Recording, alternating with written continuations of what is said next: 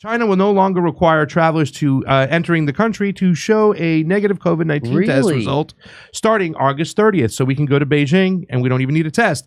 China ended its zero COVID policy only in December 2022 after years of curbs that at times included full city lockdowns. I want to kind of get into this really right now because there's a lot of people out there who always want China to be the good guy, I think because of their ideology. There's people like Danny Haifong and people like, you know, just ideologues who are Marxist of sorts. They want China to be good because they believe in their ideology. They're not very Marxist in China at all. I don't know what he's thinking if he's like that. I mean, because China has a mixed system, right? They're like kind of like this free market socialism of sorts, where they have capitalism and they have individual businesses. The only difference, but they own the infrastructure, the healthcare, the educations. They have invested interest in. I'll sum up the difference. They got billionaires there, but the president can tell the billionaires what to do instead of vice versa. The billionaires, that's the difference. Yeah. They got all the same crap. Yeah, it was very American. Well, they do have. They have small business ownership, better per capita in the United States. Home ownership, better per capita than the United States. This is I think it was Carl Zah who said on my show, the American dream is alive and well, but it's alive in China. We can buy a house and get a small business. But here's the thing, though. Yeah, go ahead. Well, so you can compare this right now. Like, I'm not going to dispute that there's things that you could argue are definitely better. But it's like, are you willing to exchange your liberty for some technocratic prison so you can have all these beneficial things, right? Because that's curb your heart's desire for liberty. That's what they right. I mean, that's what that seems like to me. Well, I will tell you this. First of all, that's up to their citizens to decide what they want. If they want more of a security state, that's there. And what I was going to say is that I don't root for China because I like China or their ideology. I'm a Marxist or whatnot. I am so fearful that people are trying to manufacture consent for a war with China, and I always want to knock it down. So I'm very curious to where China was in this whole situation, because it seems like we have a lot of populist right, a lot of conservatives, new candidates that are just coming right out and saying that China unleashed the coronavirus, kind of what Donald Trump said. You know, it was China's fault. It was China's fault. But as we see all this information is being released, and we're seeing these emails, and we're understanding what's going on, I think Dr. Malone was on Steve Bannon, and he told Steve Bannon that he believed that he saw it, plain and simple, that the intelligence apparatus was working with China, a willing partner, to release this. And Bannon almost cried because he couldn't blame China himself. He had to take some accountability that EcoHealth Alliance was involved, that Dr. Fauci was involved, that we've been doing bioweapons testing, gain of function for quite some time. However, it was in a Chinese lab where it was potentially released. And the fact is, it's also confusing to me that if China was a willing partner in this whole situation, why then did they treat people with therapeutics that actually worked with like hydroxychloroquine? That does not work, though. I'm sorry.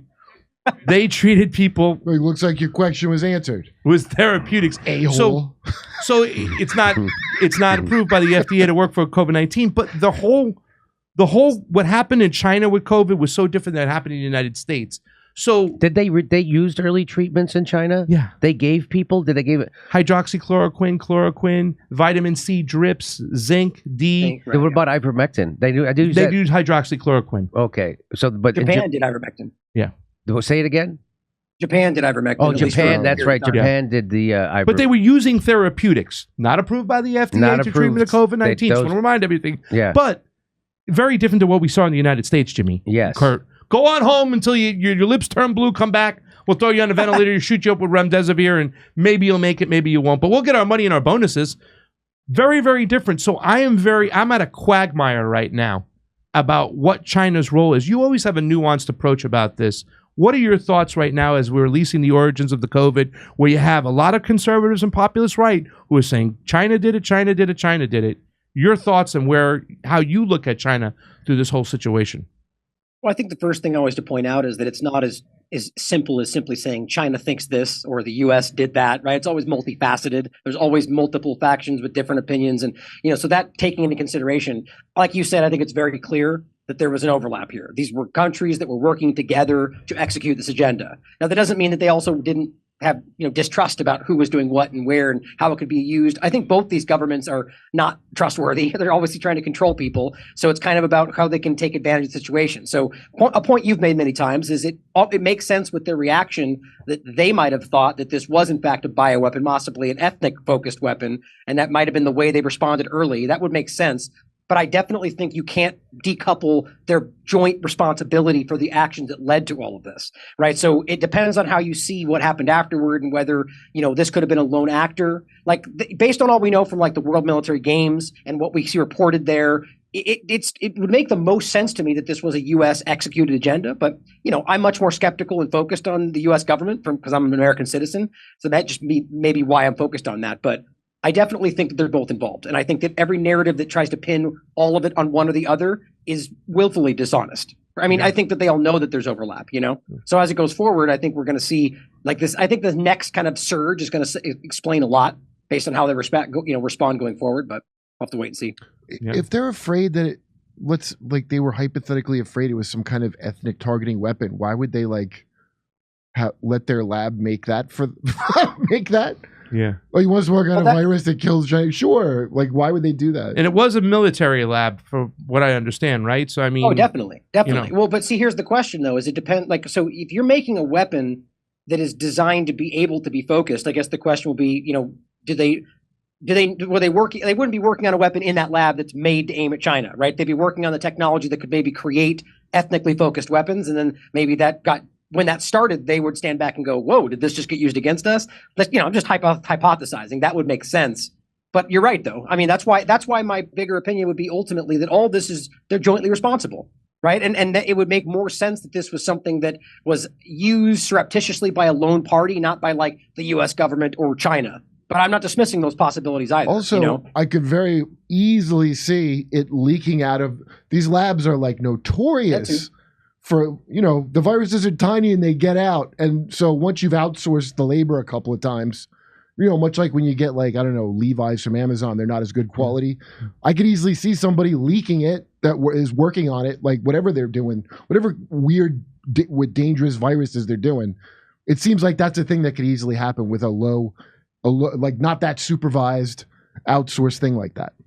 Well, Wuhan was a pretty high security, high level place. It wasn't some little fringe, like that's how people envision it through China, like the China lens, like it's like the California lab in Fresno. Like it's definitely something that was more secure. But I think that the interesting part about it is ultimately that we can see all of the technology stemming directly back to the United States, from North Carolina University to all the labs we talked about, and Fort Detrick in particular.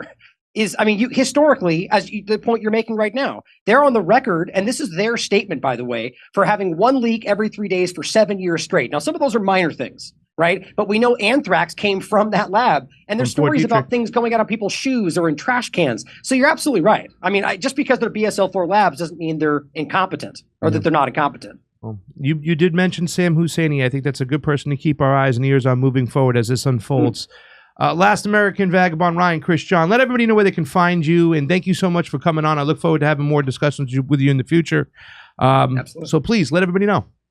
The lastamericanvagabond.com is the website, the best place to check out all of our work and everything. But, we have everything you can imagine, Twitter, Substack, all of it. But go to the website, support us there. So I apprecied having me on. This was a good chat. Hey, what happened with you and your YouTube show? Did you get censored? Yeah. I've been censored a lot. Which I don't know. You mean my channel, or was it a particular show? Your channel. Oh yeah. Both my large YouTube channels were censored a while back. I mean, if you right now, Jimmy, I'm willing to bet you if you name any platform, I'll tell you I was censored there.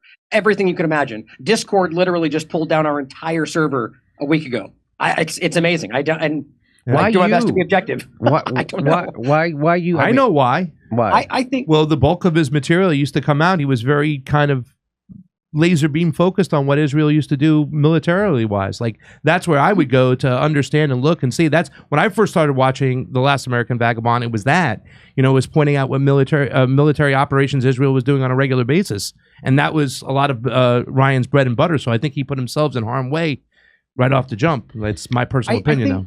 Well, I think that put me on the radar, because that's obviously a no-no topic to point out the crimes of the Israeli government. But I think COVID-19 and Whitney and I were censored at the same time, right? Because what we were doing was early on using their own peer-reviewed science, their trials, to point out that this was likely causing myocarditis.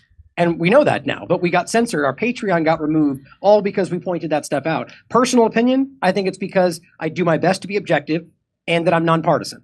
I think that's like a no-no combination because you can break through to people like that, and which I think you guys are doing a similar thing. I think it's important that we straddle those lines and reach the average person who, is being misled. It's important, though, that people realize that even though you did discover that there was a connection between the vaccine and myocarditis, it is rare. Yeah. It is rare. Yeah, just Rizgate. We literally called T-Lab the most censored man on the internets. He even started a thing called Pirate Stream. It's pretty amazing. Ryan, Cristian, ladies and gentlemen, thank you so much, buddy. Thanks, guys. Have a good one. You too. Come see us live on tour. We're going to be in Toledo, Detroit, St. Louis, Tampa, Boca Raton, Orlando, Dallas, Houston, San Diego, Bloomington, Illinois. Go to jimmydore.com for a link for all those tickets.